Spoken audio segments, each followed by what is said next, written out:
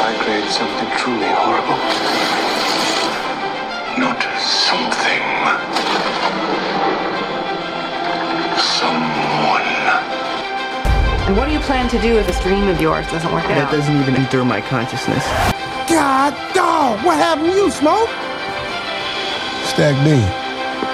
Nigga, what the fuck happened to you? Thank you, Sensei. Thank you, Sensei. Thank you. God damn it! Viva la revolution! Will you be brave? Yes. Yes. Will you be brave? Yes. Will you be brave? Hard to be in here and not feel his presence. Who's? Oh, God. Oh, yeah.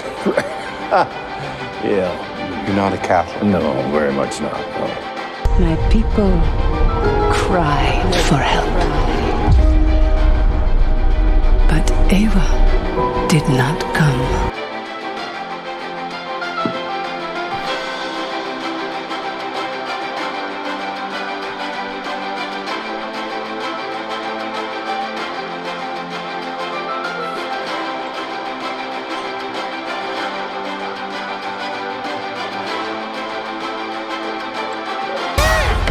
They want me to fight the chicken?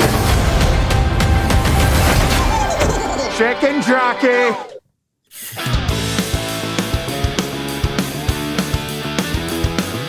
It's a show by Chris and Neil with all great movies. They are the real deal. We watch them all, so you don't have to. It's movies that don't suck and some that do. Ladies and gentlemen, boys and girls, listeners of all ages. I'm hearing something in the background. It's not me. What are you hearing exactly? Somebody talking. Chatter. Okay. Hey, guys, keep it down. Okay.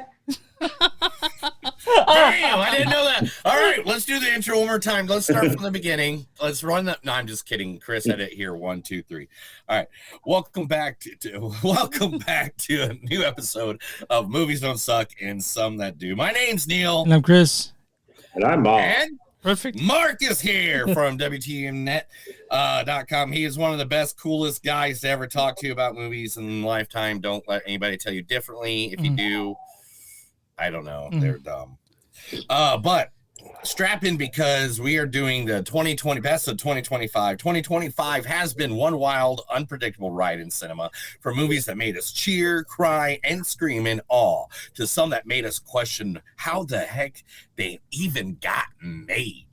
And yes, we're going to cover them all. The hits, the misses, the ones that should have stayed buried in development hell.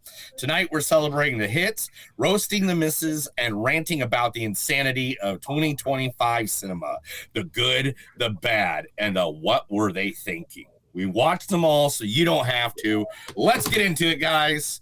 The best of 2025. Hell yes. What's that? You want to start this? We never talked about the format this time.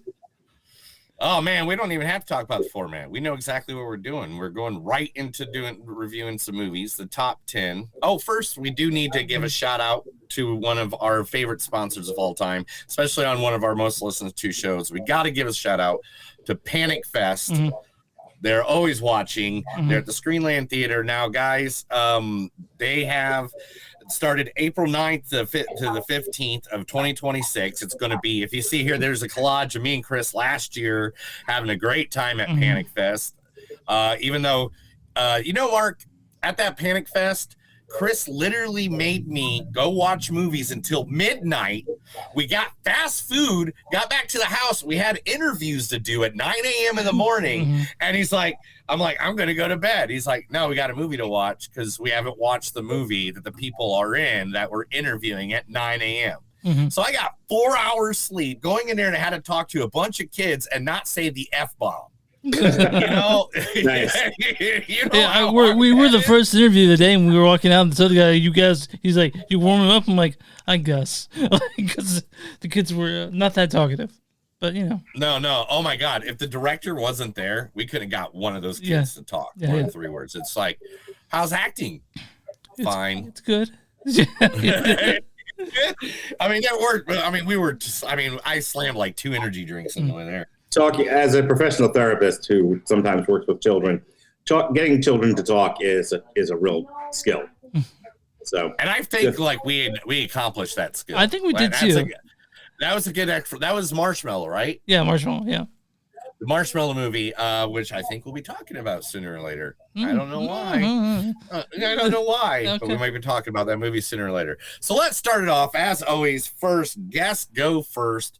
Mark, or do you want Chris to start and then you go second? Oh, no, I want to start because, all right, so this is, we're starting at the number 10 movie of the year. Number 10 spot, best of 2025, best 10. Number 10. So last year I said only an idiot would, just a slack-jawed yokel, some half a retard would put Deadpool and Wolverine as his number one movie of the year. I mean, that's an Alexis Hana move right there. And who wants to be a tart like Alexis Hana? Well, Neil, turnabout is fair play. So, I will now bend over the furniture and tell you that my number 10 movie of the year is Avatar: Fire and Ash. Oh my gosh! I saw it the other day. It's not bad. It's actually it's my favorite of the three. Didn't make my list, but it's pretty good. So as we know, my list is a combination of best made and most enjoyed. So number 10 is most enjoyed and least well made. Number 1 is best made and most enjoyed. Okay. So that's why Avatar: Fire and Ash is on here. I haven't had an ear-to-ear smile watching a movie in a really long time. I absolutely love this. It was giving kind of dummy Return of the King vibes. I felt like they were it had that like Battle of Pelennor Fields jive to it at times. I'm not the world's biggest fan of the franchise, but I did really like this, and I don't want there to be any more of these. I thought this was a nice conclusion to the 3 movies that we have seen.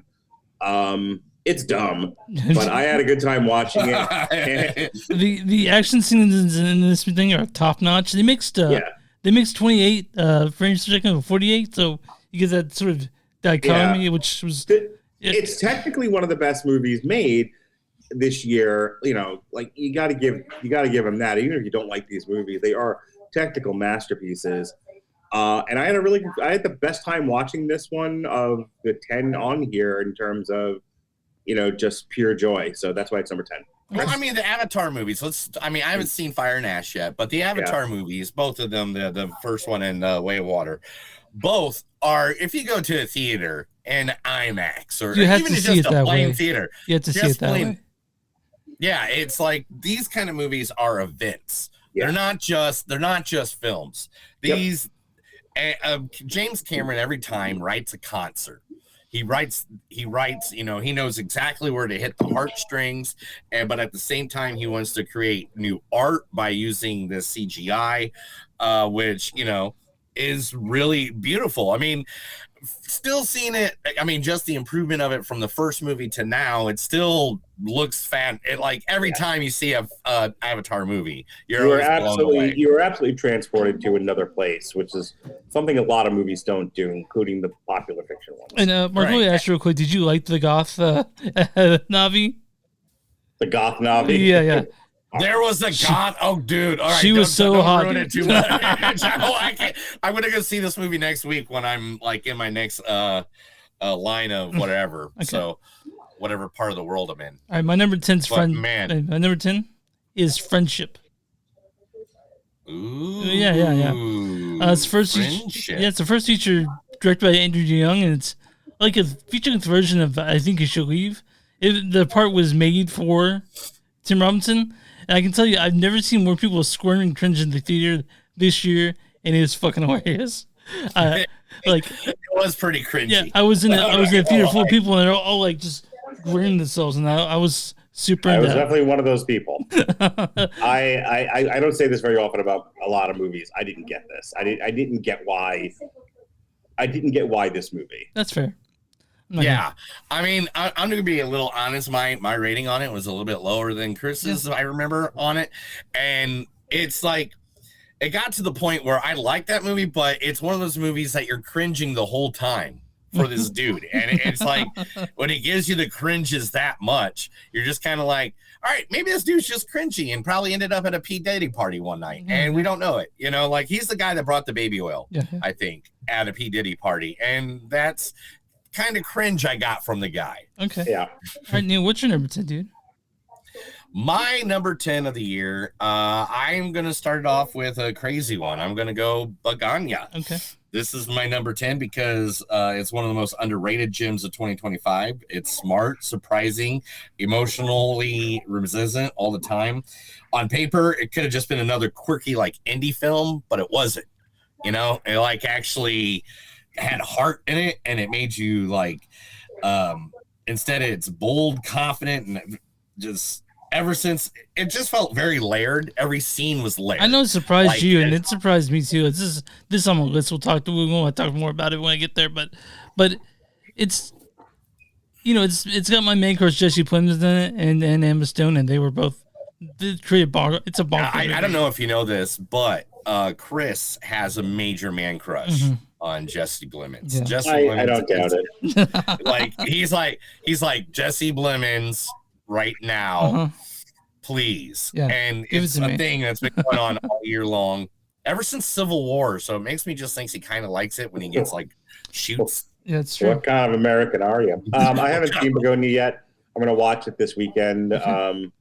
And then we're reviewing that, Hamnet and Marty Supreme on Monday on our show. Okay, cool. But I will tell you, so I didn't have necessarily a working list of honorable mentions, but I threw Begonia on there in case. Because I'm just like, I'm sure I'm going to like it well enough to fill out spot.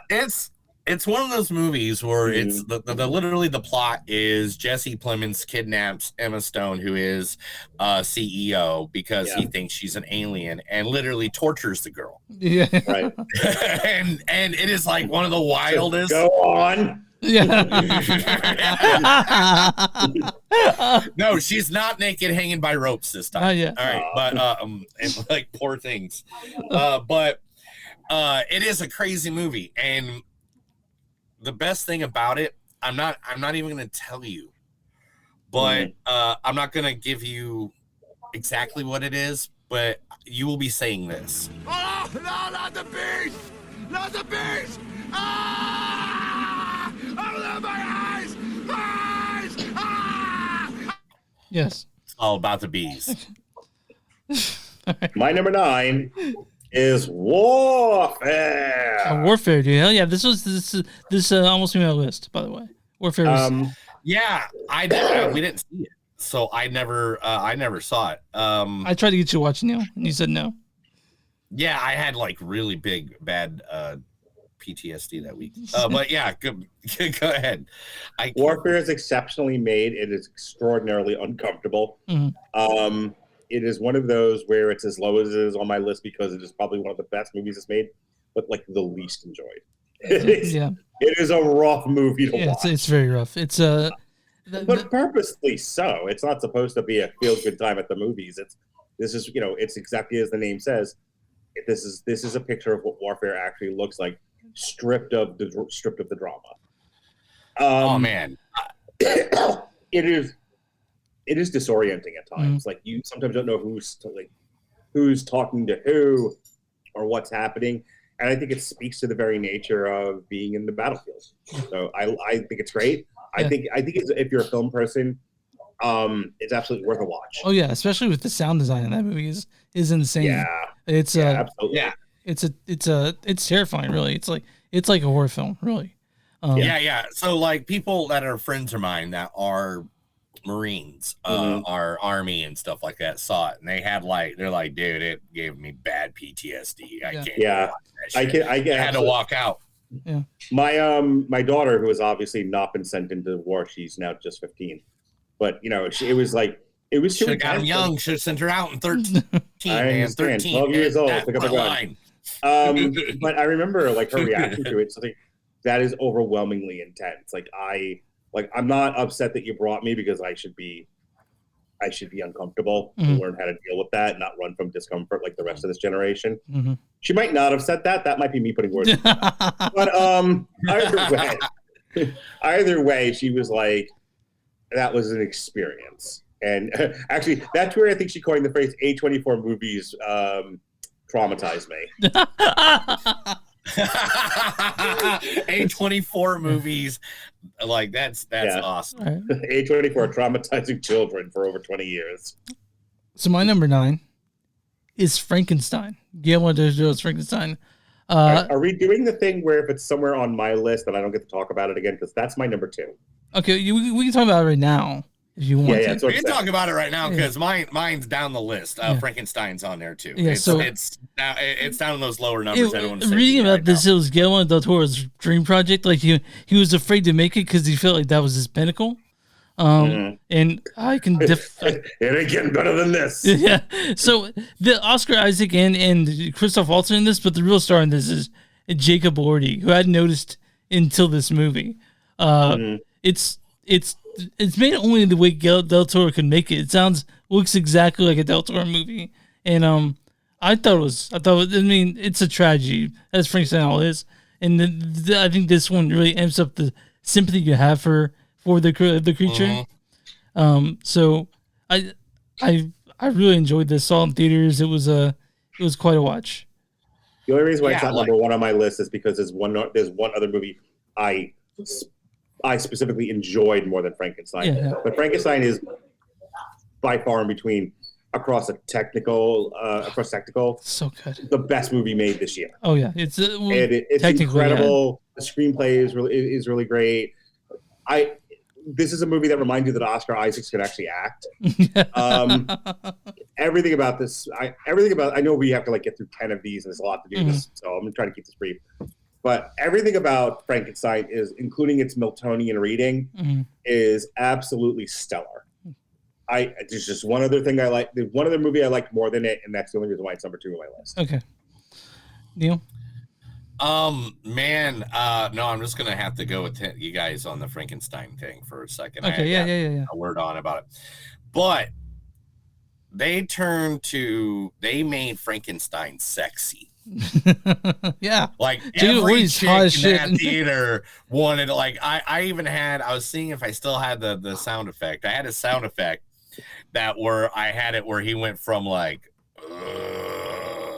to brown chicken, brown cow, like porn music. Yeah. Sounds like me after sex.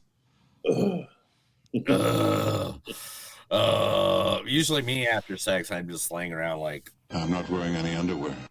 Yeah.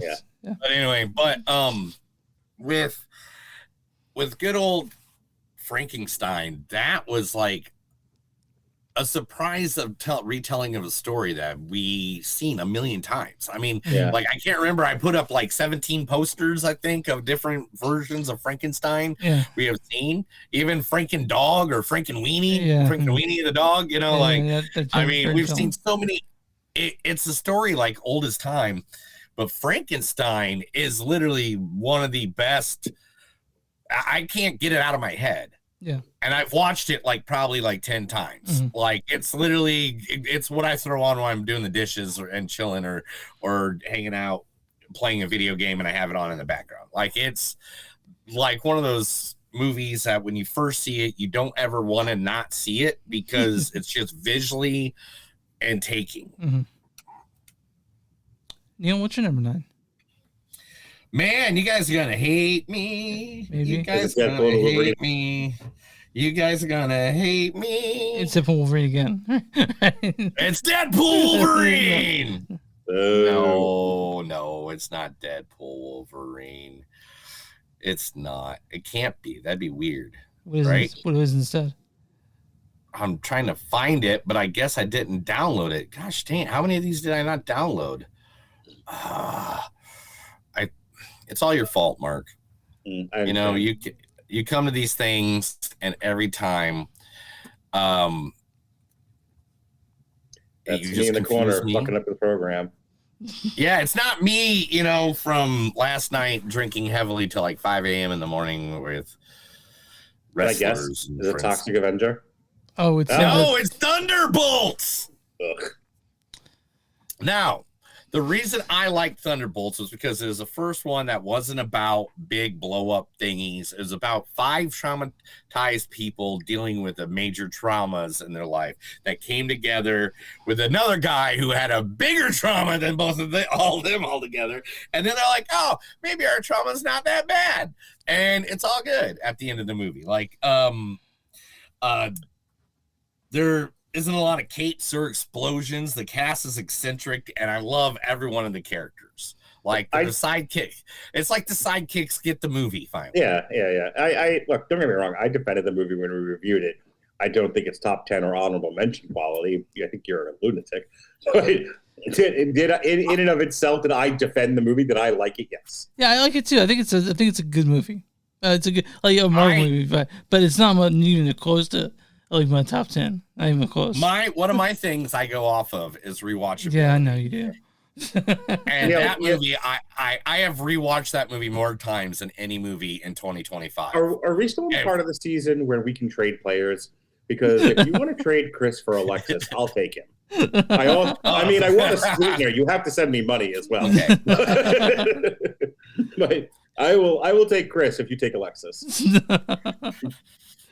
No. All right, Mark. Hit or buy. What do you got? Number 8 is Sinners. Hey, that's my number 2. I fucking love Sinners. Brothers in Christ, because I love this movie. Yes. Sinners is exceptional. Very well made. The weakest part is the story. The story is kind of like whatever.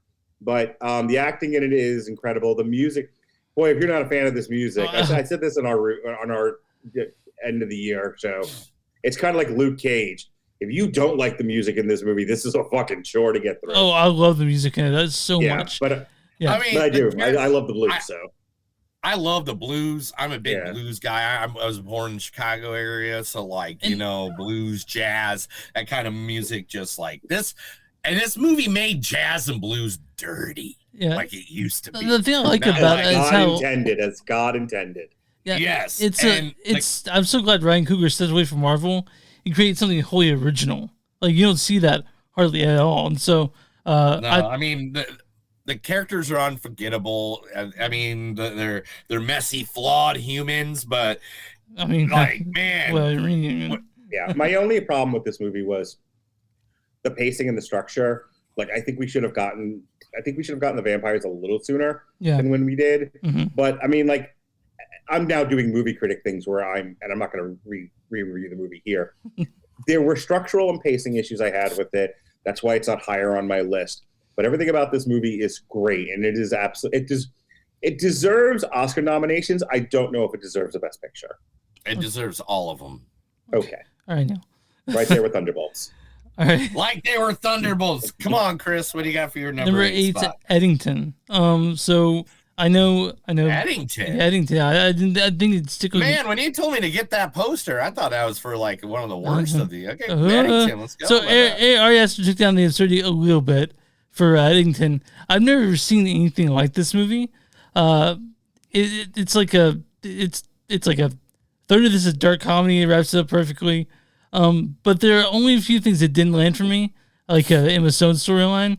But the things that did land made such an impact that I was able to overlook the bad of it. So, like the Emma Stone thing is not exactly my favorite part of the movie, but Eddington itself made the biggest impact on me this year. I thought it was fucking hilarious. Yeah, like I'll add my 2 cents to it. This movie was like, I really liked that it was the conflict. I like Joaquin Phoenix versus Pedro Pascal. Did he cut out? Yeah, he froze. Oh, great. Because it means that to come back in. So I didn't see anything. So I don't have anything to add. That's fine. I mean, yeah. We'll wait for Neil to come back. Is me you're looking for? Neil, Hi. We now we hear you, buddy. I thought. Yeah, you can come back. Okay, boom. Why? Okay, we're good now. Okay, all right. Yeah, it was. So ever since Neil started living in the RV, we have pretty bad connection issues. I have connection issues. You have connection issues. Don't talk to me like that. All right, Neil, what was your thought on Eddington? Anyway, yeah. So Eddington, they had like it was really good, but Pedro Pascal and Joaquin Phoenix needed to be in the room more. They needed more like what was that movie with Will Ferrell and Zach Galifianakis when they're like trying to go for the town hall or whatever. I didn't see it probably. Yeah, but anyway, it was like they needed more of them in the room together, and they didn't have that. Instead, it was his crazy life and his crazy life. But when they were in the room, they stole the show. It was a great, awesome moments and stuff like that. But it was at a point where too many of the pandemic movies came out where someone doesn't wear a mask, someone wears a mask. We get it. There were a bunch of idiots during the pandemic. We were there. We all dealt with them.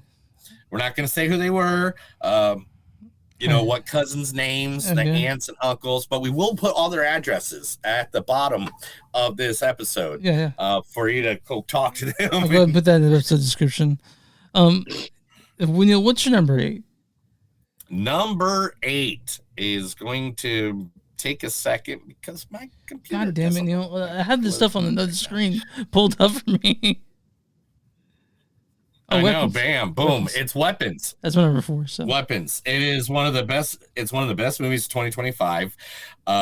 It doesn't just show violence, but it makes you feel it when it comes on there. The death scenes are just nuts, and then the whole twisty turny at the end. Literally, I love that they're already rushing a prequel of this movie. Hopefully it doesn't suck like the Conjuring films and stuff like that. I fucking hope not, because I've been waiting for this one since Barbarian. Zach Cregger made Barbarian. It's his second one, and it's better than Barbarian in my opinion. It's a fresh new voice in horror, and I can't wait to see more of what he does. Sorry, and this is literally. The cinematography in this is sharp and brutal and beautiful. It the pacing never lets up the whole movie, and it's done. I remember I felt like the movie was 15 minutes long. Mm-hmm. I was wow. Alexis and Robert both. This was on there. I think this was on their list. They raved about it. They reviewed it. I did not. I've not seen it yet. Oh, you gotta check it out, dude. It's the best. Oh, man. It's one of the best horror. It's probably the best horror film of 2025. Or horror is kind of a loose word for it. All right, Mark, we are at the number 7 mark. Go! Springsteen, Deliver Me from the Nowhere. I watched that this weekend. I liked it. Yeah, not as good as last year's A Complete Unknown, but I thought the kid from The Bear did an excellent job as the boss.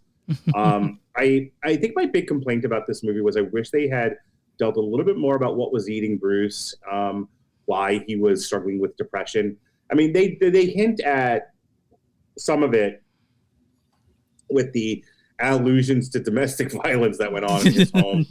But wow, but again, who hasn't experienced some level of mom and dad screaming or pointing at violence in the home or whatever. So it's a normal thing these days. Well, the thing, it's been a normal thing since the end of World War II, at the minimum. But my point is, don't treat Bruce Springsteen like precious, and then spend the rest of the movie he's just dealing with so much. It's no, you have to do a little better job of showing me why. Yeah. But outside of that, I think showing how much Bruce sweat and how much he put into his performances. Yeah. I think I used to love VH1's behind the music, and I love a good How the Sausage is Made documentary on albums or songs or whatever. I love Metallica, Some Kind of Monster, that kind of a thing. And so that's kind of what this felt like. It was this trip through the creation of that album, and then Born to Run. Let me tell you how not Born to Run, Born in the USA. Let me tell you how they did the scene in the studio where they perform Born in the USA, where they record Born in the USA. Mm-hmm. I'm fucking elbowing my kid. This is it!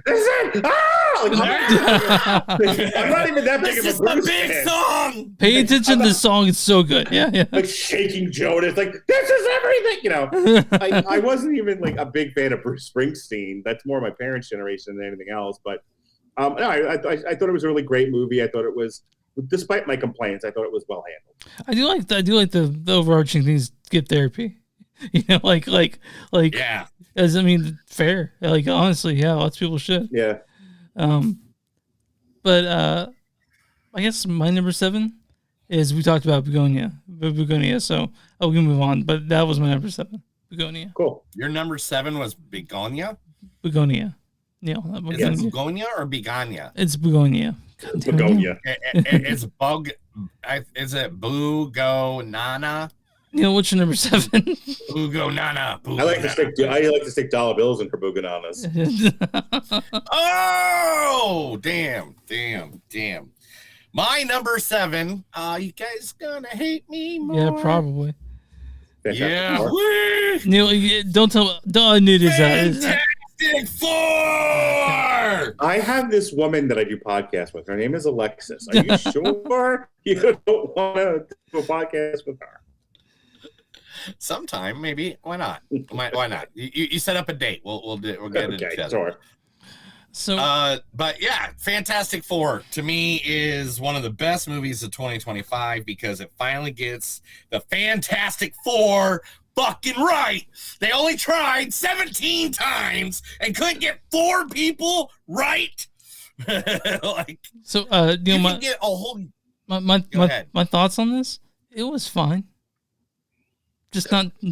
I thoroughly enjoyed Fantastic Four. Yeah. Not more than the 15 movies I have listed on my sheet here, but it was. I agree with Neil. So far, Neil, it's the best Marvel movie. Okay, number 1, it's one of the best Marvel movies they've done in 5 years since Endgame. Easily the best Marvel movie in 5 years. For the craft elements, for like the aesthetic, like set design and costumes and everything, it absolutely deserves Oscar nominations. Yeah. The performances were fine. Especially, the story was not great. No. Everybody wanted to bang Reed Richards, and that's how you get Fantastic Four right. You get it like he's the smartest guy. She's supposed to be the sexiest lady in the world, Invisible Girl or whatever.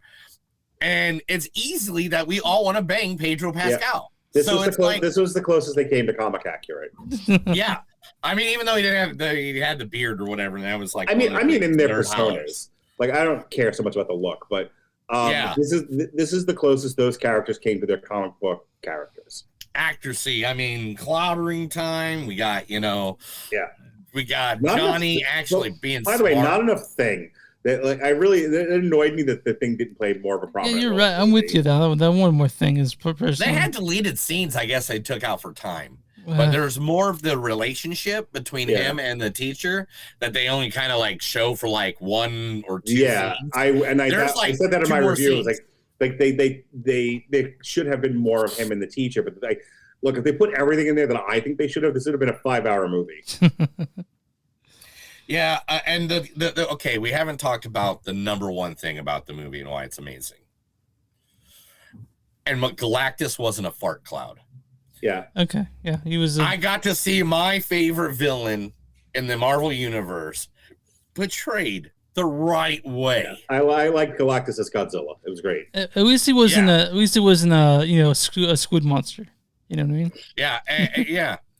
I love that he's like, once I was human. Yeah. Some of my favorite comic books had to deal with like the trial of Reed Richards and Galactus and the stuff that humanizes Galactus a bit. Well, this is like this for me. It was like Thunderbolts just hit me at the right time when I was sad about some stuff in life and stuff like that. So that kind of reflected that. But Fantastic Four was the one that like made me excited to watch comic book movies in the theater again. Thunderbolts was right before I quit my job at the jail, and I was and I'd been watching a lot of internet criticism, and I was really angry. So, so you probably were like, fuck that movie, fuck that. I was not in the world's best headspace. No, you're like, I fucked that movie. Speaking of best headspace, Mark, what's your number 6? My number 6 is Companion. Yeah, Companion's good. Yeah, this was an early favorite for like top 5. It dropped out of the top 5 because 5 more movies are better. But Companion, I love the subject matter. I love, I have been talking about the rise of the sex robots for I feel like a decade now. And what humanity and what it'll do to humanity. I like that the movie kind of dealt with that, but there was also, a bit of a horror story going on, suspense. I like that they treated the lead character who is the sex robot as, you know, a serious thing that deserves serious consideration as to, you know, what is life, what are these things, you know, what is the soul, and all of that. Good performances, a tight story. I really this was as close to perfect as a movie like this is going to get. I really thought it was great. Yeah, it was. I really enjoyed Companion, and like you said, it treated her like a real person, like not just a robot. So I enjoyed that part of it too. Neil, what's your thoughts on it? Companion to me was a really good movie. I liked it. It was like, because it was supposed to be, isn't it supposed to be like off of the Megan universe or something like that? That's or something like else. Yeah. Oh, No, something else. you're Okay, thinking so- of Soulmate, which is Soulmate. Really, Yeah, now Yeah. that got canned after the 2.0 tragedy. Uh-huh. All right. If you guys don't know, Megan 2.0 they were trying to go for humor, I think, in that, and they just they turned Megan into a Marvel movie is what happened. Yeah, it was weird. Yeah. And we all liked it spooky and creepy, and you made her not spooky and creepy. Yeah. But Companion, I love the turnabout. The thing I hated the most is that they let out that the Companion was a sex robot or robot. In the trailer, basically. Yeah, in the trailer. Yeah. Because I think having that surprise, like just going on that trip with her, would have been better. Yeah. Like than having the twist of, oh, she's a robot. Yeah. And not because you kind of went on the ride with her for a little bit, but you already know she's a robot, so it didn't that impact didn't have as much. If I remember correctly, I don't remember if I knew she was a robot or not. I was clearly in some posters or some trailers. It was obviously, like you're saying, it was clearly like, foreshadowed. But I think I largely escaped a lot of it, so I went into the movie unclear if it was a robot or not. Yeah. So when he says, you know, shut down or power down or whatever the key word was, I had a legitimate reaction. I was like, whoo, you know. So the thing about this the trailer thing for this is that I went in knowing she was a robot because I'd seen the trailers. I'm like, she's something else. She's not human. But I mean, that didn't change the fact that I love the movie. I really enjoyed my time. So I guess my number 6 is Bring Her Back. Bring Her Back. Yeah. So like really, Michael. Didn't you give this like an F rating? No, I love this. I love Bring Her Back. I love Danny and Michael Philippou. No. That's when you told me to. Yeah. I'm sorry. It's when you told me to do that thing. So I feel like Chris specifically chose these movies so that I wouldn't talk more. No, it's not that. Oh! It's just that. Wait. I got plenty coming up that you can talk. But the thing is about this movie is that they made 2022's Talk to Me, and I've been waiting for this one, and and this one's better to me than Talk to Me. And I love Talk to Me. Sally Hawkins fully commits to make this one as grisly, and then 70 movies come out in 2025. Bring Her Back is fucked up, and I can't. Which one was Bring Me Back? Bring Her Back. The one with the pool. Yeah, and the pool house with the kid and the weirdo and the it was weird great. shit. I'm not trying to give away too much away. I'm just trying to remember the movie. How do you not remember this? That's how much I forgot about it. Man, this movie it's like so fucked up. I know. It's like I totally forgot that movie existed until you told me to get the poster. Okay. All right. Like I'm serious. It was like maybe it was at a time it didn't really like hit me right or whatever. But that's fine, Neil. We don't have to like the same movie. It's okay. No. It's fine. I'm just saying my part of this is that. Then I went back and watched a little bit of it. I got like 20 minutes in, and I was like, okay, this was a decent movie. I just forgot about it. Okay. Maybe I was high that day. Who knows? I live in Tulsa. That's legal. Hold on. I live in Missouri where it's 100% legal. I don't need a card or anything. I just go to the store and buy it. So I whatever. But Neil, what's your number 6? Right at that. Anyway. Yeah. Anyway, what's my number 6? Uh-huh. Okay. You guys gonna make fun of me? Please say it's Captain America: Brave New World. Oh my gosh, you are so fucking close. Neil, you're right there. Oh, it's Superman, isn't it? It's motherfucking Superman. Come on. They, again, okay. And I put these right next to each other for the reason, one, yes, they were out at the same time. But I did go to Fantastic Four, and Fantastic Four got me in the mood to see a superhero movie. So thanks for that, because then I went into Superman like the next day and watched this movie. And Superman is right for the first time since Christopher Reeves. You know, he's not either a guy trying to copy to be Christopher Reeves or a moody emo fuck from Kansas, I guess, that has no sun. I guess the state of Kansas has no sun in Zack Snyder's world. But in this one, the sun actually exists, and it's bright and colorful, like a Superman movie should be, just like a Superman comic book. Like, if you want dark and moody, yeah, go find the Batman. If you want happy, fun people and hot, fun, spotlighty, good stuff, awesome. And introduce characters from the original Superman comics and the Justice League, the original or Justice Society of America, the JSA. Metamorphosis, Guy Guardian, I guess, was Justice League, but Guy Guardian, the Green Lantern, and introduced Mr. Terrific. Like, literally, they're missing Hourman, Sandman, and Dr. Fate are the only three they're missing, and they could have the entire Justice Society of America, the original 1941. So me being a superhero geek and seeing guys I never thought I would ever see on screen, done right, done great, had a good time, and Nick Holtz as fucking Lex Luthor, like, I believe that he wants to destroy the entire society, easily. It was fun. I liked it. I defended it when it came out. I liked Vulnerable Superman. It was definitely a change of pace from God Superman. Yeah. And those are your two interpretations of Superman. Mm-hmm. There is the God that falls to Earth, and then there is there's the more human Superman of here's a guy who just happens to have a lot of powers, and he's struggling with all of those things. But it's humanity that makes him what he is. It's humanity that restrains his superpowers, et cetera, et cetera. It's how it stops him becoming the injustice Superman. Yeah. I liked it. It was fine. Yeah. James Gunn kind of bores me now, but because he's got a kind of a one-trick pony. But this iteration of Superman, not my favorite, but definitely an enjoyable movie. Certainly not in my top 15. Yeah, not my top 15. I liked it, though.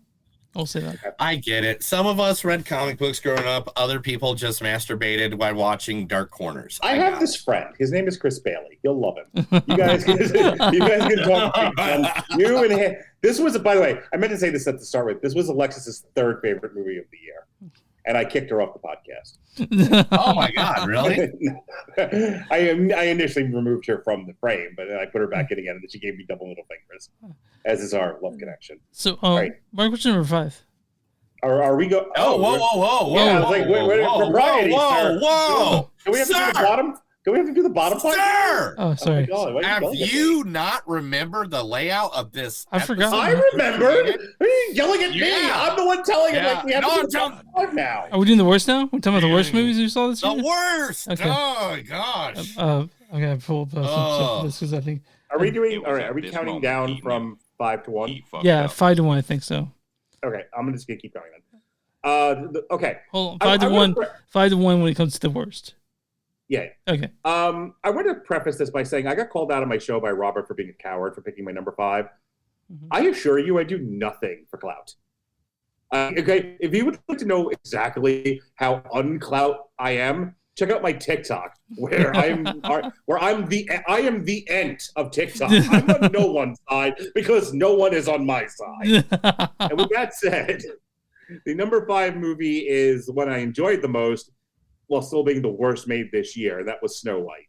Okay. I had a grand old time at this thing, just laughing at it. I pulled my dick out. It was so horrible.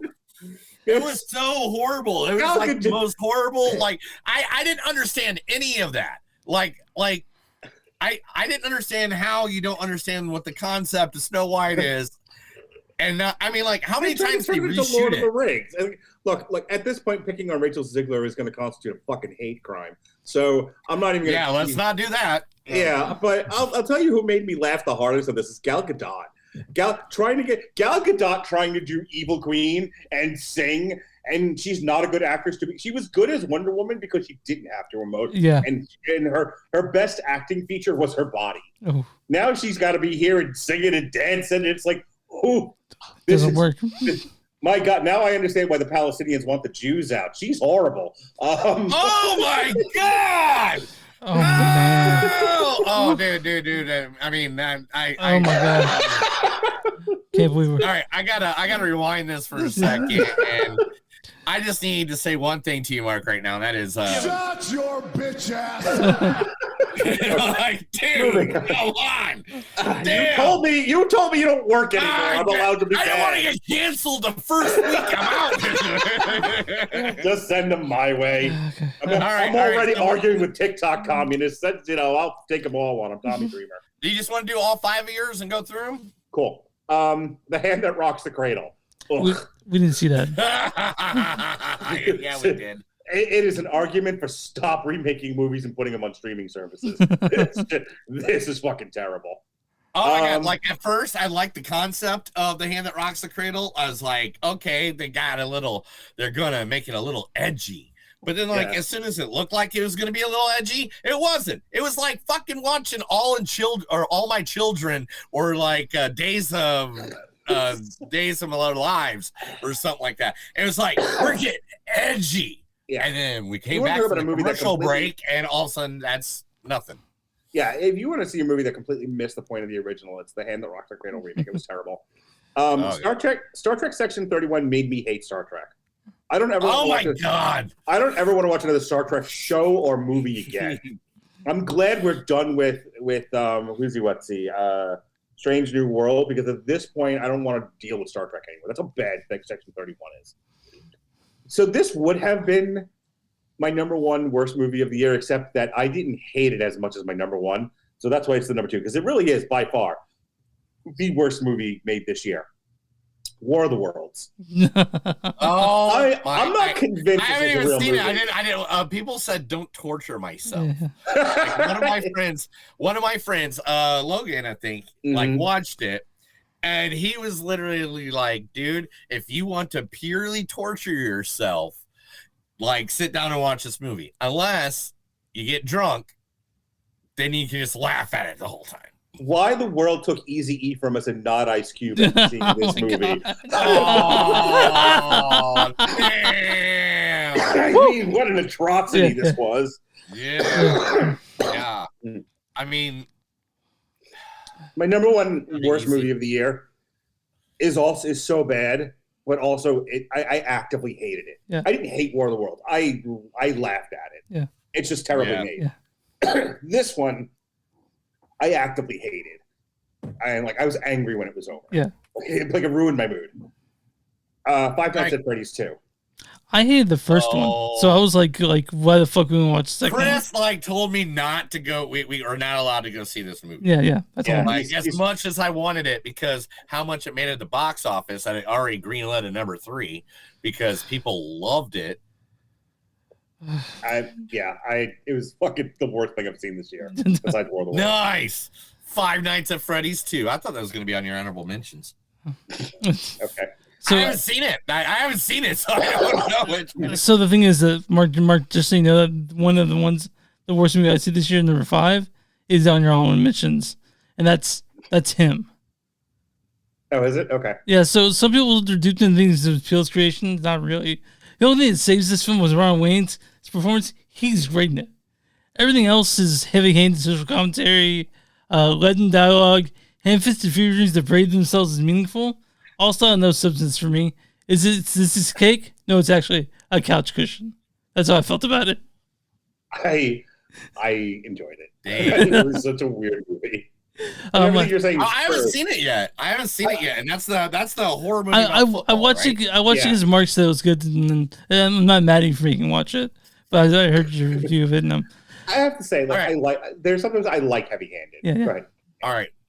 This is my one question to you, Chris. Yeah, sure. If you can answer this movie, if he can answer this one question, I will let you complain about the movie Him over and over again. Please don't ask me one question. Where is the safety I don't know where the safety. I don't know where the safety is. Oh, how about the center? Neil, I don't need to know. What does the quarterback do? Are you doing an impression of Goldie Hawn from Wildcats? Yeah, I know.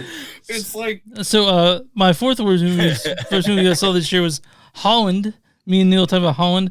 Mimi Cave, who directed Fresh, did this one. Oh my god! And Holland. she got they put they got Nicole Kidman and Gail Garcia Bernal, and it's just fucking awful. It's so shitty. And oh my god! I didn't think it was the worst thing made this year, but I didn't like it. Yeah. No.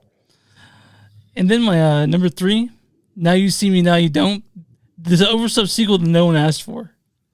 I did. I asked for it like 10 times. And I actually called them up privately and I was like, "Send me sequels." I don't think Now You See Me, Now You Don't. Dude, we don't need 9 main characters at all. Like why the fuck do we do, Chris? Like it's literally the thing right now. Yeah. Tell me a movie that doesn't have 9 fucking main characters in it. It sucks, dude. It's so bad. And let's see. Wake Me Up Dead. Wake Up Dead Man had 9 main characters in it. What other movie did we have this year like that? Jay Kelly had like 6 fucking main characters. Materialist had 19 fucking 5 members. K-pop Demon Hunters had 6 main characters in it. Sinners had 6 fucking characters. What movie are you talking about that doesn't need a cast like that? Neil, we both talked about how we didn't like this movie. Oh, I hated it. But still, I hate that you use that to make that a bad movie. No, I was because just there's so many good movies out there with big casts. Okay. Number 2. Wolfman. Acclaimed horror director Leigh Whannell turns us out this slow hunk of shit. It fucking sucked, dude. I couldn't wait for this thing to be over when we're watching it. If we could get 10 bad movies, this would have been on it. Oh yeah. It's terrible. And, I expected something more from the director, but it was garbage, man. Finally, the movie I hated most this year, I could not stand The Electric State. The Rose Brothers, the shiny clusterfuck. I haven't hated a movie more than this in a long time. I can't stand The Electric State. Yeah. What a piece of shit. See my previous copy. My God. Man. God, like if we had gone to 10, this would have been in my bot. This would have been somewhere in that second set. God, it was not good. I can't fucking stand this movie. But I watched The Hand That Rocks the Cradle. So okay, before Neil gives his bottom 5, if he gives a bottom 5 and one of them is one of my top 5, can I just talk about it then? Yeah, sure. So that we don't talk about it twice. Okay, because I have a sneaky suspicion. Okay. Neil's gonna be like, I saw this, this, and this. And these are all terrible movies. It's gonna be like all my top 5. You really think that Conjuring the Last Rites is in your top 5? It is not. I didn't even see it. Okay. Yeah. Talking about putting a nail in a fucking coffin, putting the dead body in the ground, the dirt's on it, they paved it, and said, "Fuck that franchise." Thank God it's gone. Anybody like this ever. Thank God it's gone. We don't like that movie was the biggest piece of horse shit horror movie ever. They just copied and pasted everything from everything else. And it looked like you could tell that Nora and Patrick did not give a fuck. My favorite thing about all the Conjuring movies, they always end because the power of Jesus Christ saved them. And the power of Jesus. And yeah, that definitely is not a happy moment in my life, being a huge atheist and all. Yeah. I hate this because they are three of my favorite actors, but I fucking hated The Materialist. The Materialist was boring as shit. Nobody really mattered. They're all bad people. Like the rich guy by Pedro Pascal's like, we should just probably stop fucking now, right? And I go fuck other people. Yeah. And she's like, yeah. And I'm going to go get back with the guy I've been kind of cheating on you with the whole time, but I really wasn't, but I was, that movie was just nuts. Oh no. I didn't hear his still on us. I think Mark still might be able to hear us. I'm fine, guys. Did you want me to blow my nose on camera? No, okay. Yes! Blow your nose on camera. No, don't. Okay, Neil, what's your number 3 worst film on this? I can't do that right now, Chris. I can't do that because my fucking. Don't you have 3 screens? Like. Yes, but one of them I just accidentally pushed out of when I was freaking out about him blowing his nose for some reason. All right. So give me a second. I'm trying my best here, guys. I'm only one guy alone in the dark. So when do we do the honorable mentions? Number 2, right after number 2. Okay, got it. My number 3 of the year was G20. Oh yeah, that was good. Narrowly missed my bottom 5. Yeah, it's terrible. It's terrible. Oh my God. I want Viola Davis to be a badass in everything she does. I want to see Homelander in different roles. This was not that movie. Like, I wanted to, I so love them so much, both as actors and actresses, but man, you can tell terrible. These fuckers, and you know, it just goes great with, you know, what goes perfect with, you know, G20. What's that, Neil? That's right. The Gorge. Number 2? Yeah, The Gorge. What the fuck was that? I didn't hate as much as you, but I didn't like it. It was so boring. Yay. And it's like the thing that they're like, the thing they're going after should have been more creepier and more like, you know, never seen it. You should never, there's certain movies where you should never see the horror creature. Just like, I never want John Carpenter to tell me who the thing was at the end. Mm-hmm. He knows, he wrote it. He's not telling you. But number 1. Yeah, that's one of them. And number 1, Chris, we agree on something. Yeah. Yes, number 1 is that shitty fucking robot movie, The Electrical Thank you, State. Neil. I didn't think. Oh my Neil, God. I didn't know that we hated it, but you did. I wanted it to work so much because you're a Russo Brothers person. You wanted to suck their dick for a while, and they instead they jizz in your face. So I wanted it to be awesome. I wanted it to be crazy and good, but it wasn't. It's like I was just staring at the screen, like, dude. Hello. It's John C. All right. Anyway, number 5. You're number 5. You're number 5 best movie of the year. My number 5 is Jay Kelly. Jay Kelly. That's on my honorable mentions. Yeah. Absolutely love Jay Kelly.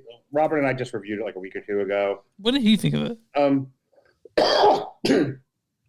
His problem with it was, if the movie industry is going to be this self-critical, hey, you know what the movie industry can do? Fucking fix it. Like, you know, you're like, he's a little tired of Hollywood either patting itself on the back or feeling bad about itself when it has all the power to make changes with how the system works, and it just doesn't. I mean, I thought that was kind of Robert's takeaway. Yeah. Mine was deeply personal. I talked about this on the review, so I'll keep it really brief here. I really empathized with George Clooney because while I did not make a lot of professional sacrifices, and then, you know, not have time with my kids, I did not make a lot of professional sacrifices so that I could be there for my wife and kids. Right. And I will continue to be there for my kids, but I am no longer married. So, you know, it just made me reflect on that. And I got really sad at the end of the movie and I cried a lot. You know, I kind of had a minor nervous breakdown. Yeah. Right. Because, you know, when he was like, can I get another one? Can I do over? Like, yeah, it's kind of how, you know, again, I was the best father and husband I could be, and in some cases it was appreciated and some it wasn't. Yeah. And I'll just leave it at that. But like, I really felt for that character. I also felt for Adam Sandler, who is going down that primrose path to where George Clooney was going, and stopped himself before he went over the falls. Yeah. And I really like to me, like, that's the hero of this picture. Yeah. Is Adam Sandler, is knowing at some point you have to stop giving to the black hole and give to the people who love you and, you know, you've been taking from. Mm-hmm. Go ahead. Me and Chris watched this together, and I was sitting there like on his couch, laying there, and I was like, "Yeah, I'm gonna go to bed now." like literally, it was insane. Yeah. So actually, I left his house and went back to my RV, but like literally, it was just like, it was really sad. It was like I hated the downfall of, or the, I guess not the downfall, but this reflection of life that he had. Yeah. And he realizing how much of it he missed and didn't like literally do. And now he's like, what do I do now? I mean, at the end of the story, they appreciate what he made, you know? This movie literally made me go out, sell my house, buy an RV and a truck to go across the United States of America with no worries. What do you do when the world no longer wants anything from you? That was my takeaway from Jake Ellie. And that hurts me deeply because it's somebody who gives a lot and gets a very little back. Yeah. I was like, ouch, that's a hard lesson to sit with. Yeah. Yes, very much so. My number 5 is Wake Up Dead Man. Knives Out story. I stopped from putting like established IP on my list, but this one. Wait a minute. Were you guy that just told us how much you don't need 6 main characters in a fucking movie literally 5 minutes ago? And look, 1, 2, 3, 4, 5, 6, 7, 8, 9, 10, 11. But 11. Let me fucking finish, you fuck. Okay. Ryan Johnson may work, all right. I love I love these movies. I love Benoit Blanc. I can't talk enough about how the set design is beautiful. The script is tight and flawless, and it does have a political message, but it's not buried in the movie. It's not like out front. I love Knives Out. I love Wake Up Dead Man. It's the best of the 3 they've made. And I said that I stopped from. You're insane. I pick at Neil for picking children's movies in his top 10, but that comment alone makes me question your sanity, Chris. This is what not. Was that? What did he say exactly? He was like, "This is the best of the Knives Out trilogy." I'm like, it's better than Glass Onion. It's as good as it gets. Okay, all right. Them's fighting words. But I mean, do you like this one, Mark? We just reviewed it, and there were aesthetic things that I liked about it. Okay. There were acting choices that I liked about it. It's a dumb story. Okay, all right, that's fair. I mean, like, everyone has their own. Neil, what did you think of Wake Up Dead Man? I loved it. It was a great movie. I thought it was definitely, it was good, but it was like, it didn't do something to me emotionally when I watched. I thought it would. I thought it hit me somewhere because I love Knives Out and I love Glass Onion. I mean, those are 2 movies that are, I love that Clue kind of mystery story. I love Knives Out. Glass Onion, Robert and I wanted to find Ryan Johnson and beat him. Sir, he gave us Batista and a Speedo. Yeah, that was the best part. Look, don't get me wrong. Best part of Glass Onion. And whiskey. Don't forget whiskey. Batista in his Speedo gets a full Popeye. But, you know, Batista in his Speedo couldn't save that movie. Neil, what's your number 5? My number 5, we already talked about it. It's Frankenstein. Okay. All right. Yeah, like it's really cool. So it's one of my favorite movies of the year. I love them. Sexy Frankenstein, people. It's sexy Frankenstein. That's your best way to say it. I watched Sexy Frankenstein at a bachelor party years ago. Listen, my number 4 is Hamnet.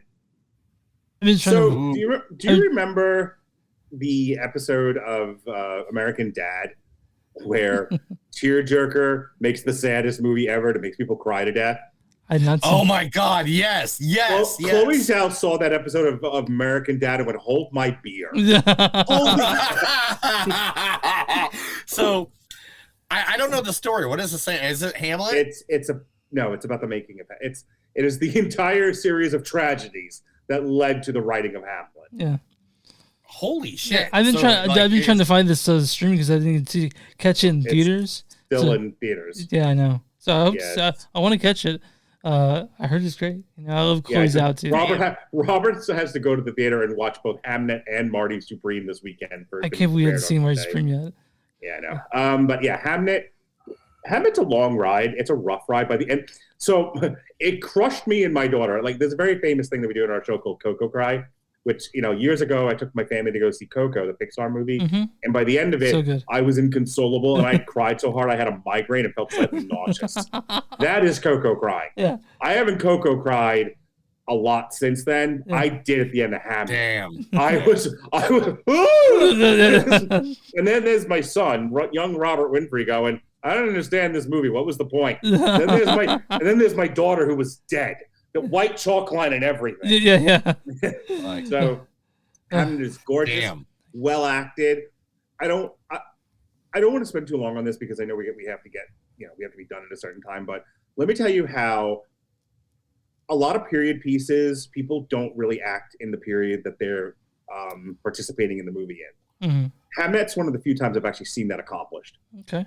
The lady there, Jessie Buckley. Yeah, she's great. The way she performs, especially, it's a long way to get to the ending. The ending is well worth it. And her performance at the end of the movie in that third act is really the thing that sells it, that really takes it home. And it is entirely appropriate for the period in which it takes place. How I said, like, Avatar transports you there? She transported me there. I watched her and I was instantly in that time period. And that never happens. It was gorgeous and brilliant. And the only reason why it's not number one is because there were 3 movies I enjoyed more. Okay. I really want to see it. Waiting for it to come to the... Yeah, it's one of the movies I heard to like go out and see, but man, I don't want to ball in a movie theater. I have to wait for streaming, man. I'd rather be like in the middle of an RV park on the beach where I'm going to, and everybody's like, "What the fuck?" As long as I don't put an upside pineapple on my front door. I heard this story by Chad Daniels. He went and saw the story by Chad Daniels. He went and saw Chad Daniels, the comedian. Went and saw Tortured Slave, and he was crying so hard that an old black lady came down the aisle and like held him. he's always like, "It's okay, baby," and I don't want that to happen to me, but it might. Yeah, please don't let that happen. My number 4 is weapons. No, if you do. My number 4 is weapons. We talked about already. So yeah. Right, Neil. Well, what's your point on it? Didn't you already talk about it? Yeah, we talked about it. All right, Did you talk number about 4 it at all? Yeah, we did. Yes. Okay, number 4. Again, guys, this is my movies, not your movies. I just want to say it before I say this one, because now I'm looking at it and I know I'm going to fucking get my ass ripped wide open for this one. But I'm sorry, guys. I'm a professional wrestling fan. No, you didn't do this. You didn't do this, did you?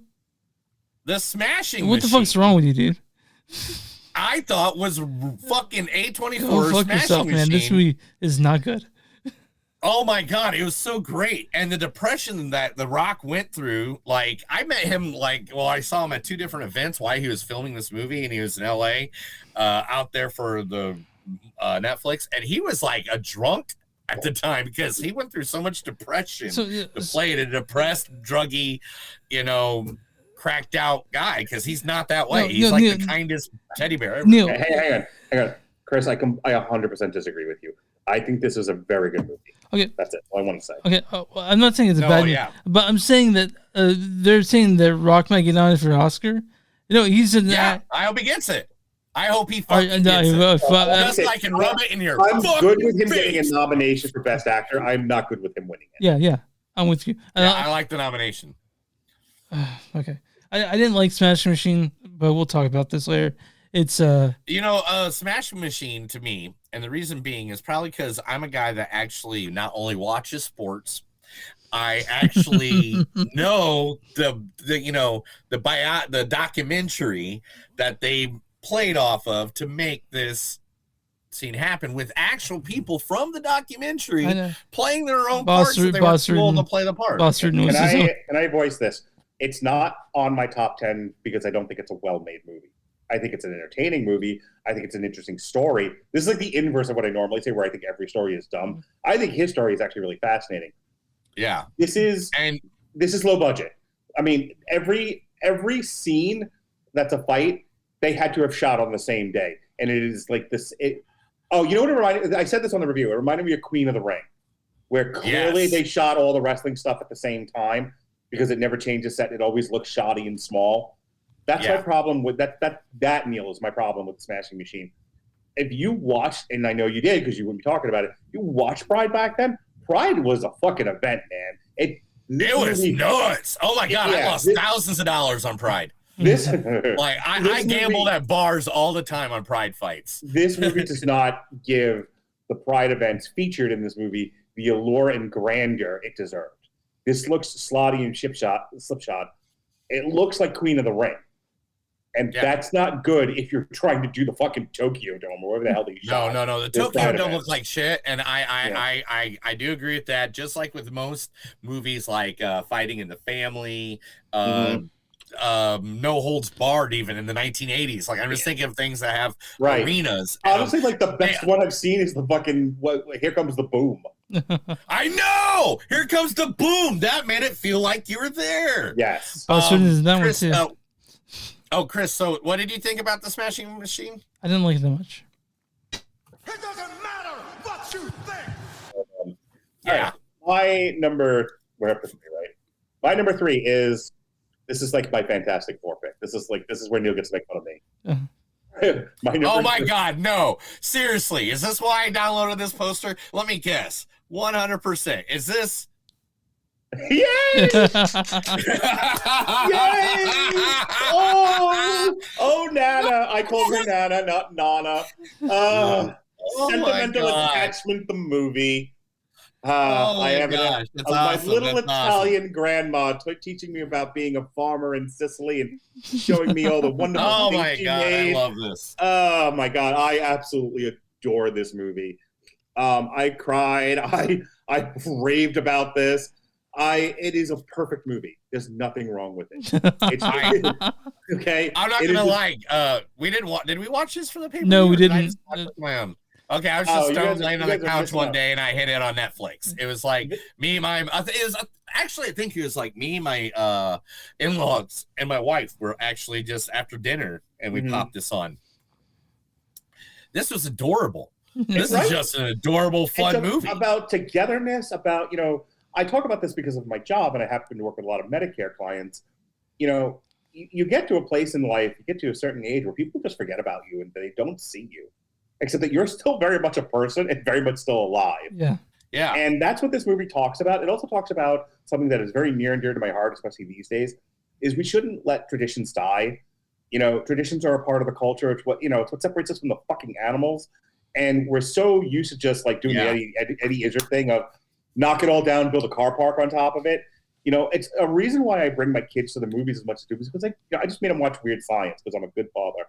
And I don't know if you're a good father. They don't think so either. But I talk about this stuff with them, and I want them to know that it exists because I don't want to see the stuff in the culture go away. Mm-hmm. And that to me is why Nana's is an important movie, and why it's well made, it's well acted, it's well written, and it's near and dear to my heart. Right when you said that and started talking about it, I just sat here. You can hang up that computer call. Come over here and kiss me on my hot mouth. I'm feeling romantical.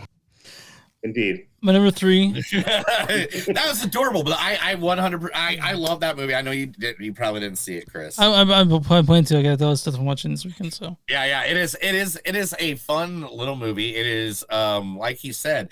And like them taking over this kitchen and teaching people the next level of skills. There's me and my wife. We didn't get like a lot of that taught to us from different family members, and we've had to teach ourselves skills that should just be passed down from generation to generation. And that's why we should get rid of these and just it's cool to have them, but we need to use them like Star Trek and not fucking control the entire universe with it, Indeed. Well said. My number 3. And not Star Trek 31. I'm not talking that one. All right. Anyway, go ahead. Your number 3. My number 3 is Mighty Supreme. Oh, fuck you! It's my number 1. Yeah, and it's amazing. It's this movie made you realize who's the peer, Softy Brothers. Oh my God!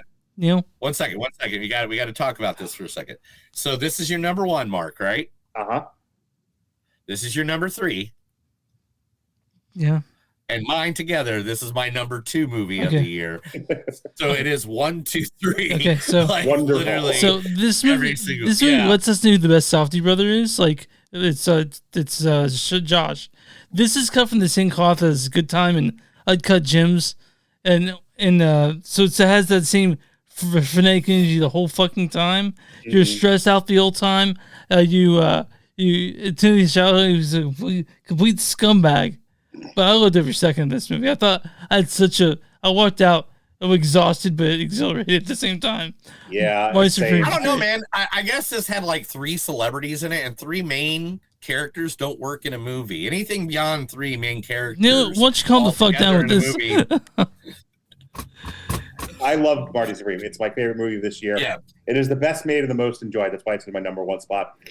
My son, when it was over, my almost 12-year-old son, this is the best movie I've ever seen.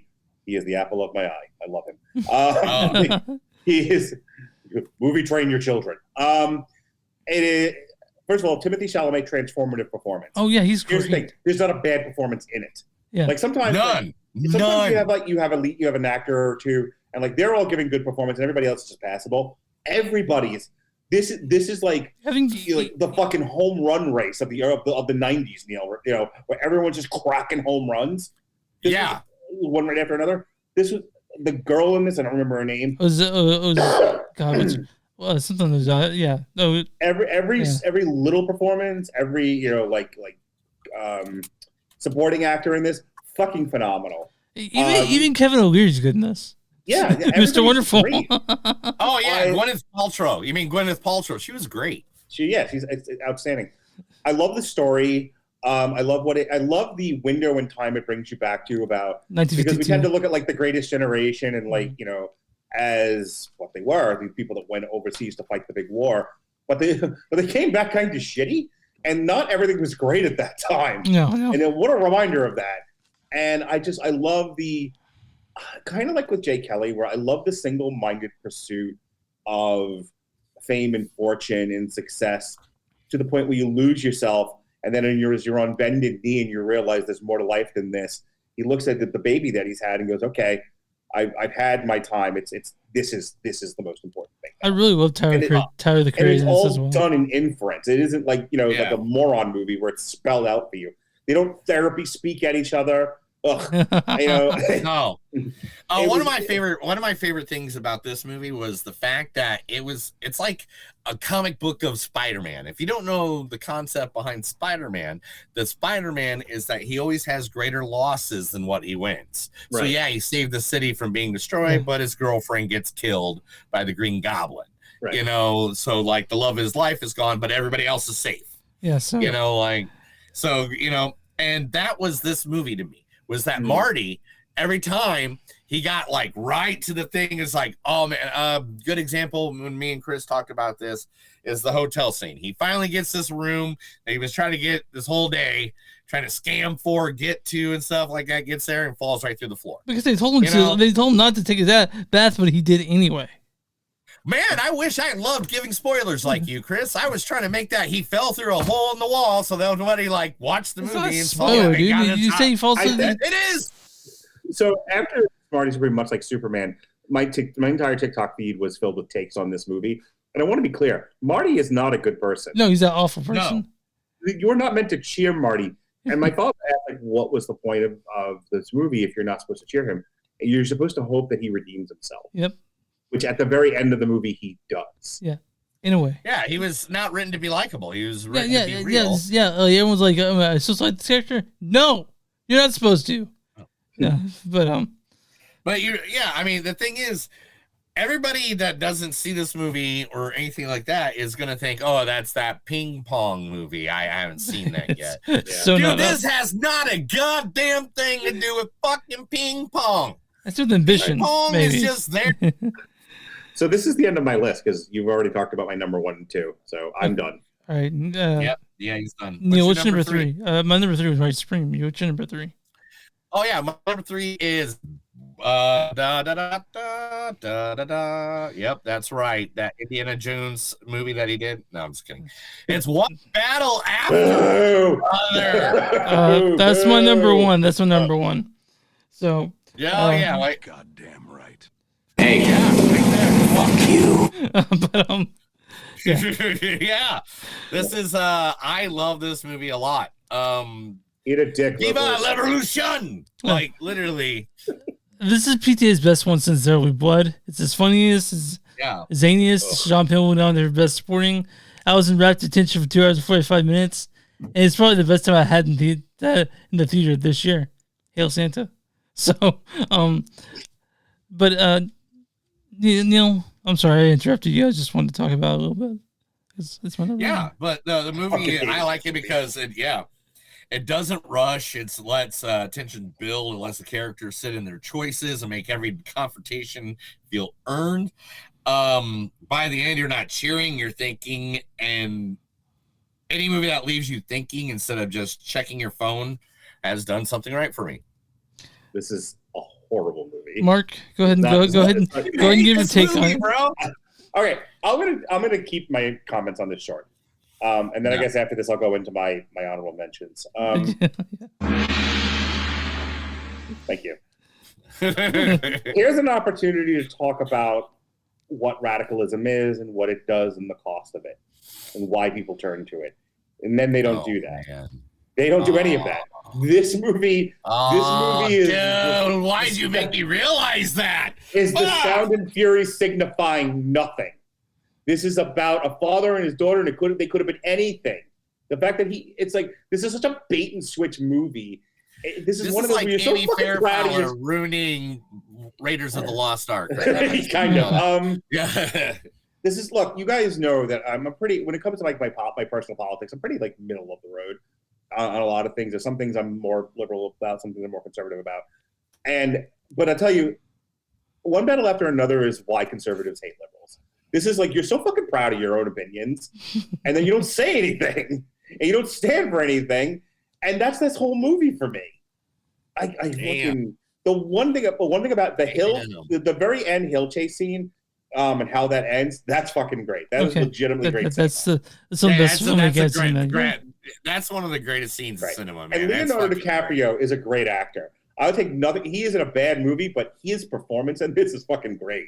I thoroughly enjoyed him. The chick can fuck off, as can her mother in the movie. Let me tell you, I won't take up an hour and a half discussing the bank robbery scene at the beginning of this movie, where with the proud black woman. Ugh. But me and Robert spent a long time talking about how terrible that scene is, and not because of what they're doing, but because of what that scene is and what they're trying to accomplish, like what the movie's trying to accomplish. It is just fucking awful. The best thing about that movie is when I went to go to see Halloween Horror Nights, and I saw a guy dressed up as Leonardo DiCaprio, and I went, "Haha, I know what you're doing." And the guy corners me. He's like, "Oh, you saw it? Didn't you? Like, how many times have you seen one battle after another?" And I had to run away. Like, threw my kid at him. Here, take this.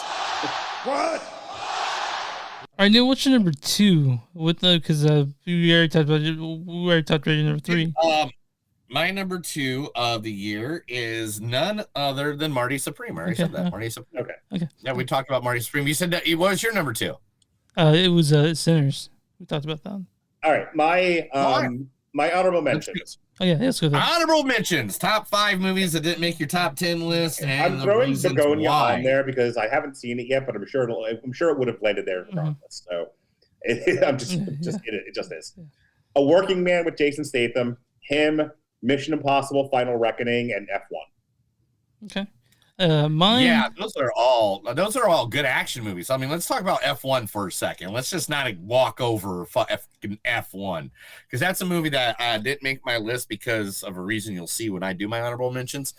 But F1 was literally the Top Gun of the year, man. Yeah. That was sitting in I did the 4D experience on that one. It's a good one. With the seat moves. Yeah. And when they're racing through those scenes, and it felt like I was like playing Afterburner in the 1980s again, where the seat moves. And so that movie had a good place for me in the movie in the heart, but I left it off my honor. I was hoping one of you did it. And as soon as I saw the F1 poster pop up, I was like, yes. F1. Pitt thinks he's put out. Did I go? Did I stop for a second? Yeah, you need to go. Leave. Okay, where did I stop at? What did you guys hear last? Yeah, that one. Yeah, I think it's one of the I think it's one of the best movies Brad Pitt has done in years. Yeah, I'm with you. Up there. Yeah. It literally made me think, wow, you're almost in your George Clooney years where we're going to be sad that you're an actor that's dying soon. Yeah, F1 was like Dad Rock the movie. Dad Rock the movie! Yes! So I actually walked out. I found out that the 5 hours after the movie I had a gangrenous gallbladder, so that was fun. That's what I found out. I did not see it in the theater. I saw it at home, and it's part of a triple feature with Queen of the Ring and Magazine Dreams. And I remember that show, and Robert and I were like, "Yeah, F1 by far the best of the three." Yeah, it's a solid movie. Yeah, it's definitely made for older men, and there really isn't a whole lot wrong with it. It's really great. My top final mentions: 20 Years Later. I love 20 Years Later. It's a good one. 20 years. I was in Rob's top 10. Yeah. Oh, 28 years later. Yeah. Then K-pop Demon Hunters is my John mentions too. I really like K-pop Demon Hunters. I can't get away. How can we not give that an honorable mention this year? I mean, it literally broke Netflix. It was just fun. It literally broke Netflix. I still haven't seen it, but Alexis and Robert loved it. Yeah, it's just fun that makes you bop. I'm surprised Robert loved it because he wouldn't even see fucking Barbie. But and name another soundtrack where 3 songs had place number 1, place number 2, and place number 3 on the Billboard charts for weeks. And then J. Kelly was when there were 3 of that. Number 2 is Utopia 2. And number 1 is The Monkey. Osgood. Yeah, The Monkey was on Alexis and Robert's list. Osgood pivots from straight to horror to comedy horror, and it mostly lands. It's not the best one, but it's pretty good. I like The Monkey quite a bit. Neil, what's your top honorable mentions? Oh yeah, man, I cheated. Yeah. So I just want you to know that. Okay. I cheated a lot on this one. How'd you cheat? Well, first I gave a slot to one of my favorite movies from Panic Fest. Okay. And that, of course, was, if I can find it, it's called, I put them alphabetical too. Yeah. There you go. Marshmallow. Yeah, that's a good one. Yeah. Marshmallow, if you don't know what it is, Mark, it is a movie about like kids and cabins in the woods, right? And there's this horror movie character that's out in the fucking woods about to kill him.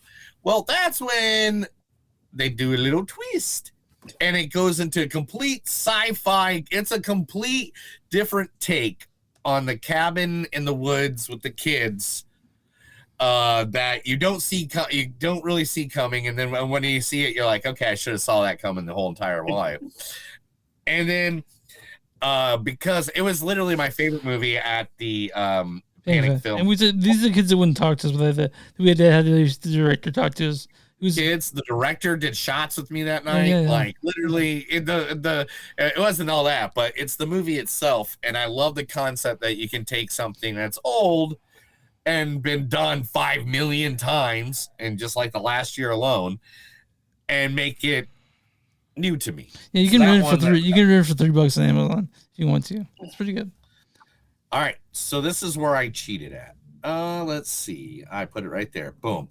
My number 4 spot is Monkey, Life of Chuck, The Long Walk. It's all Stephen King from the fucking year of damn near of 2025. I'll put Running Man in there if I had it. But, no, dude. Oh, yeah, because this was the year that people actually took Stephen King books and wrote them into movies that you actually want to fucking watch. Yeah, Jonas wants to see The Life of Chuck. I got to sit down with him one day and watch that. It's a delightful film. Honestly, I'm surprised that The Life of Chuck's not on Neil's list. And Alexis raved about The Long Walk. Yeah. So I've been told I need to watch The Monkey, The Long Walk, Weapons, K-pop Demon Hunter. There's a whole bunch of movies. Mark Hamill as a bad guy is always going to win my heart. Mm-hmm. I mean, so number 3, we already talked about it. The biggest movie of the year. Yeah. K-pop Demon Hunters. That, I mean, I'm going up. Like everybody knows that song. Okay. Name a person that doesn't know it. My wife knows that song, and she didn't see the movie with me. My wife knows that song. She didn't watch it at all. But she watched it once, and I wasn't really paying attention. I had to sit down and watch. I'm like, this is a fucking good movie. Oh yeah, you want a good movie? Yeah. I got a good movie. What's Number number 2. Good Boy. Good Boy. Yeah. Good Boy. Did you see Good Boy? No. Good Boy is a whole perspective from a dog going through a horror movie. No, Mark. You think it sounds ridiculous and funny? It's not at all. It's not funny. The guy took 4 years to film it because he used his own dog and to get actual certain thing, and then finally I can add all this other stuff in these cutscenes. You think it's supposed to be like some sort of horror comedy? It's not that at all. No, it's not. It's not. It's really good. And the thing is, you kind of come to the conclusion at the end, is it really like this horror movie going on, or is that just what the dog sees and interprets? It's kind of like it's really good, to be honest. It's one of the best originals out there. And last but not least, my number 1 honorable mention, The Toxic Avenger. So I'm not a big fan of the original. So this was just a movie to me. Oh my God. This movie made me laugh so hard. I fell out of my chair in the theater because I laugh at dumb horror movies that do gory things for no reason. And this, Peter Dinklage, Kevin Bacon, who else was in it? Elijah Wood. Kevin Bacon is so Davis. funny. I'll be right back, guys. Kevin Bacon's hilarious in this. Mm-hmm. He's great. He's a great. And it was one of my favorite movies of 2025. Like, it literally just makes me laugh out loud every time I think of it. Yeah, I liked it, but it didn't make my list. Man, I know, because you're not fun like me. That's true. Why aren't you fun like me, Chris, anymore? Why? Man, 2025 was a week. Yeah, is that yours?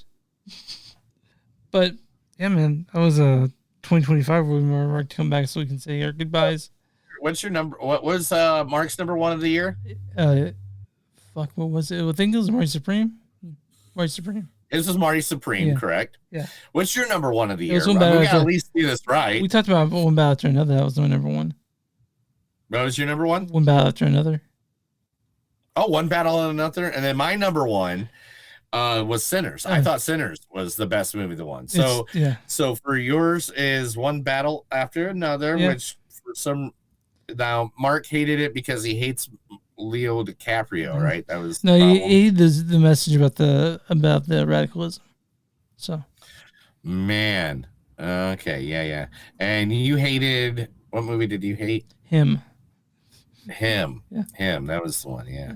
So Sinners was mine, One Battle After Another, and Marty Supreme are literally, I mean, it was weird, man. It was a year that, like, I felt like Hollywood was back, you know? Because, like, there's a couple of years where it's like all streaming movies are winning, which I understand, pandemic, blah, blah, blah, all that. But I feel like this was the year that Hollywood said, hey, guess what? We're back, fuckers. I mean, Disney made $6 billion for the $6 billion in the year for on 3 movies. On 3 movies. Now compare that to the ones that they lost money on. They lost money on all the Marvel movies. Yeah, they did. I don't think Ilya made money. Oh, I don't think that even was a movie. What movie? Yes, Ilya. Oh yeah, exactly. Yeah, was it? Yeah, I forgot that existed. I know, it's like Joe Hendry, you know. No, wait. His name and he appears.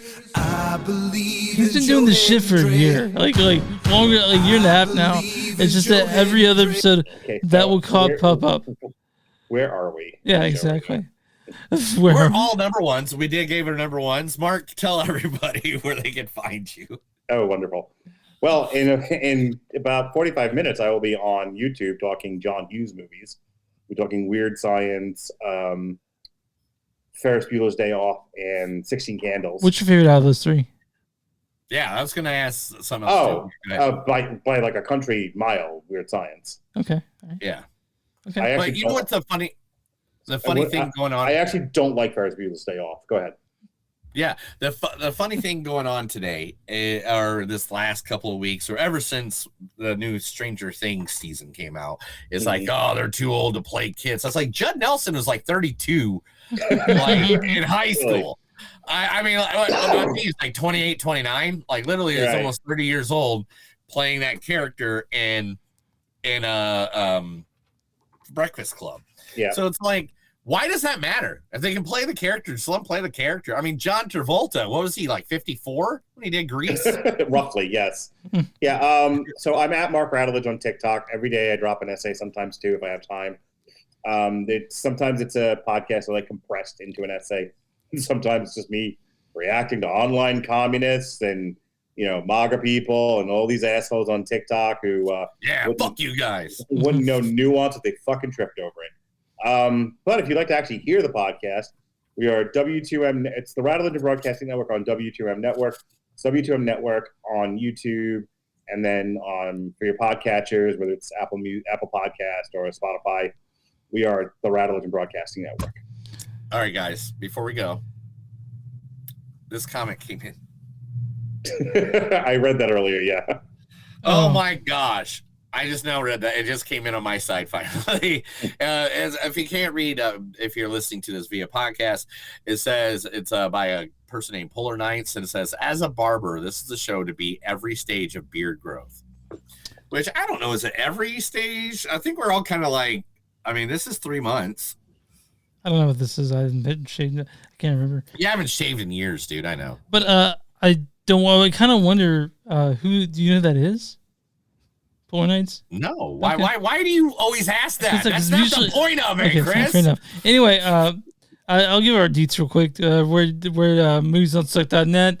We have Facebook.com/moviesdon'tsuck podcast. We're on Instagram and this podcast. We're on Patreon, patreon.com/moviesdon'tsuck. If you guys want to go to Bonfire Concerts something, or Blackwood Dash Productions at TeePublic. We're also on YouTube and all that shit. Subscribe. Yeah. Wonderful. Guys, thanks for having me on again. It's been an entire year. Yeah. We didn't get to do any of the shows that I wanted to do in 2025. So we'll have to make it for that 2026. Yeah, hopefully I'll get to come back. Send us your schedule and we'll he does, man. He does send us a schedule. And does he? Yeah. Yes. He sends it to Why don't you send it to me then? It's on your thing. He sends it to both of us. It's in that badass podcast. I don't know what you're talking about. I'm alrighty then. Yeah, you guys ready to get out of here though? I think yeah, let's get out of here.